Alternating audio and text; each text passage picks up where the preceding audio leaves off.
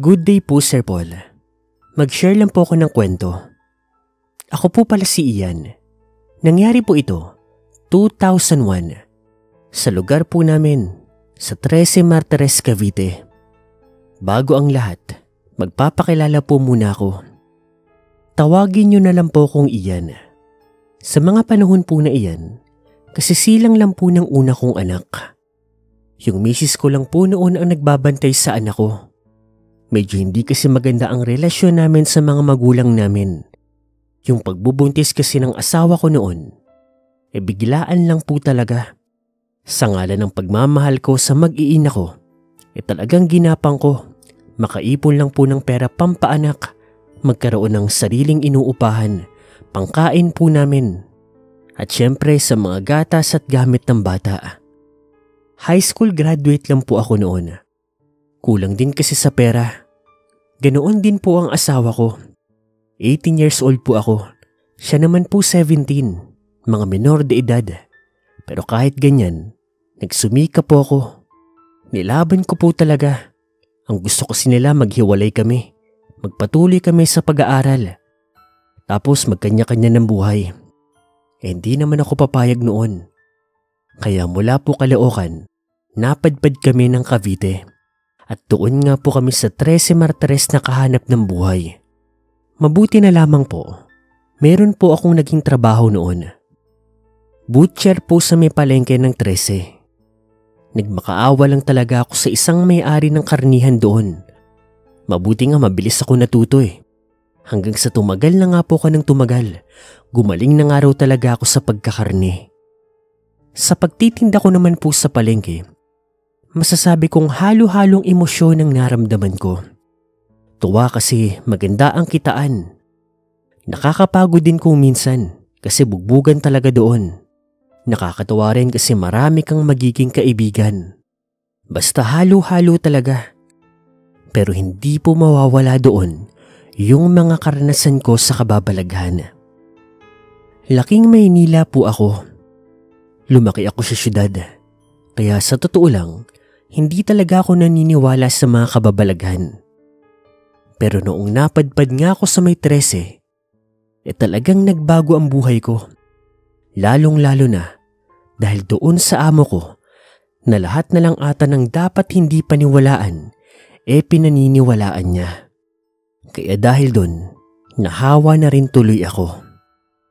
Si Manang Fe po ang amo ko. Senior citizen na ito. Babae. Matanda, masungit at diretso magsalita, pero mabuti itong tao. Siya nga lang ang kaisa-isang tumanggap sa akin noon. Kahit hindi niya ako kakilala, binigyan niya ako ng trabaho. So heto na nga, isang araw po noon. Iyan, may customer tayo. May order. Magpunta ka doon sa Hindi ko na lang po sasabihin ang lokasyon. Basta malapit na po ito sa may bandang Naik. Magdala ka ng kalahating baboy. Yun ang order niya May lisensya ka naman, hindi ba? Gamitin mo ang tricycle natin. Doon mo na raw makukuha ang bayad. Sige po Manang Fe. Wala na po ba kayong ipag-uutos? Wala na. Pagtapos niyan, balik ka rito. Bigay mo ang pera. Tas pwede ka nang umuwi. Kami nang bahala magsara. Ganun po ba? Sige po Manang Fe. Siya nga pala Ian. Dalin mo to. Ano po ito? Inabutan niya po ako ng isang plastic. Tapos yung laman po noon, asin. Asin? Para saan po to? Hindi ko alam kung totoo ang kwento-kwento. Pero yung sityo daw na iyon, may mga aswang. Malay mo, makasalamuha ka ng aswang. Pangontra yan. Lagay mo lang sa bulsa mo. Manang Fe naman, wag naman ho kayo manakot.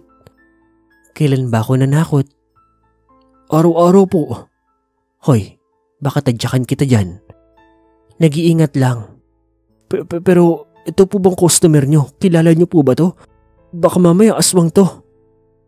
Kaibigan ko yan. Pero bagong lipat kasi sila doon At ang sabi niya, kakaiba raw yung mga tao roon. Kaya dalin mo na yan. Baka mamaya mga aswang sila eh. Eh di ready ka. Napakamot na lamang ako sa ulo noon. Kakaiba talaga ang matanda na iyon. Hindi mo malaman kung nananakot ba, nag-aalala ba, o sadyang iba lang talaga ang tono ng kanyang pananalita. Ganun pa man, dinala ko na nga yung kalahating baboy. Tapos syempre, hindi ko rin kinalimutan sa bulsa ko yung asin na pabaon niya. Gamit ang tricycle ni Manang Fe, nagpunta na nga po ako ng sitio na iyon. Alam ko naman po ang sitio na iyon, pero hindi pa po ako nakakapunta doon. Sa totoo niyan, first time ko lang po makakapunta doon. Excited naman ako kasi maaga ata ako makakauwi kasi 3:00 pa lang po ng hapon noon. Usually kasi ang uwi namin mga 7:00, tapos 8:00 na makakauwi sa bahay. So heto na nga, 4:00 ng hapon, nakarating na nga po ako ng sitio na iyon. Ang problema ko noon, bigla pong kumulimlim ang paligid. Para bang uulan. Nagsimula na nga rin pong umambon. Sa pagpasok ko naman po sa sitio na iyon, napansin ko nakakaiba ang lugar. Napalilibutan kasi ito ng mga puno. Tapos talagang liblib na liblib. Ang sabi sa akin ni Manang Fe, sa bungad lang naman daw ang bahay ng pagdideliveran ko. Pang-7 bahay daw sa may kanan. Huwag na daw akong papasok sa loob. Pero hindi pa nga ako nakakapasok sa pinakabukana, meron na pong humarang sa akin. 4 po ito na kalalakihan. Hindi ko nga malaman kung tambay ba o barangay tano doon sa lugar. Pinara po nila ako. Huminto naman ako. Saan ka pupunta? Magdi-deliver lang ho ng karne. Diyan ho sa may pang-7 bahay daw po. Kay Lamang Tonyo daw po. Nagkatinginan po yung 4 na lalaking yun. Sa hindi ko malamang dahilan, ewan ko pero bigla akong nakaramdam ng kaba. Kakaiba kasi yung mga tingin nila. Tapos nakita ko pa na yung mata nang nagtanong sa akin para bang namula. Habang yung 3 namang nakapalibot sa akin para bang amoy ng amoy. Tapos parang napapadila pa sila. Yung isa pa nga sa likod ko, nakita ko sa may side mirror, tumutulo pa ang laway. Sandali lang naman ho ako eh. Papasukin niyo na ho ako. Magsasalita pa nga sana yung kumausap sa akin. Pero, Oy, yan na ba yung delivery ko? May lalaki pong tumatakbo na papalapit. Mukhang siya na nga si Mang Tonyo, yung kaibigan po ni Manang Fe. Sabi ni Manang Fe, may asin ka rin daw, di ba? Labas mo nga yung asin mo. Sa hindi ko malamang dahilan, dinukot ko yung asin ko. Pagkadukot ko nga noon, nakita kong nag-atrasan yung 4 na lalaki.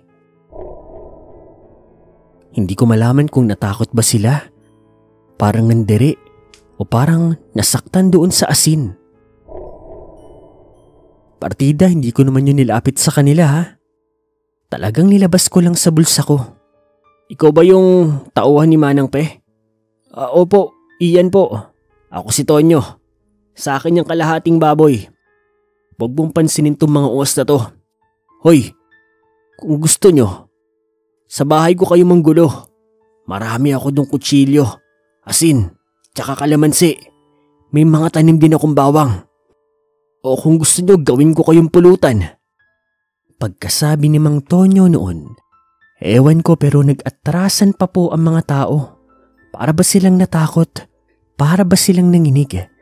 Tapos imbis na tumakbo papasok doon sa may sityo, papalabas po sila ng sityo tumakbo. Doon sa may mga kapunuan. Pagkatapos nun, sumakay po si Mang Tonyo doon sa may tricycle. Paandarin mo na. Doon ako. Itinuro nga niya ang pang-7 bahay. At pagkatapos noon, ibinaba na nga po namin ang kalahating baboy. Huwag mo nang pansinin yung mga yon. Hindi ka guguluhin nun. O kaya naman kapag ginulo ka nila, panakot mo yung asin mo. Sandali po. Ano po ba yung mga yun? Di ko nga rin alam eh. Palagi ko mga aswang. Huwag ka mag-alala. Hindi naman sila yung aswang na malalakas. Mukhang mga aswang sila na halos tao na rin. Pero kahit na ganun, takot pa rin yan sa asin. Mukhang masunurin si Manang Pe ah. Sabi ko sa magde-deliver dito, pabaunan niya ng asin. O eto, tip ko sa'yo. Bukod dyan sa bayad ah, huwag mo sasabihin kay Manang Fe na binigyan kita ng tip para di niya kunin. Bayad ko na yan sa abala mo. Mag-iingat ka. Tsaka pagbabalik ka nga pala dito, huwag mong kakalimutan magdala ng asin at bawang ah. Maigi ng sigurado. Kung sakaling mga aswang man sila, ligtas ka. Nangilabo talaga ako. Siyempre isipin mo, aswang? Hinarang ako ng aswang? Pero kahit na anong sabihin nila, kailanman hindi na ako bumalik pa sa sityo na iyon. Inilagan ko na yon. Nakakatakot. Kapag may delivery nga si Manang Fe at ako ang inuutusan niya, tinatanggihan ko na talaga. Hulaan nyo, saan kaya sa may 13 Martires yun? Sitio Secret.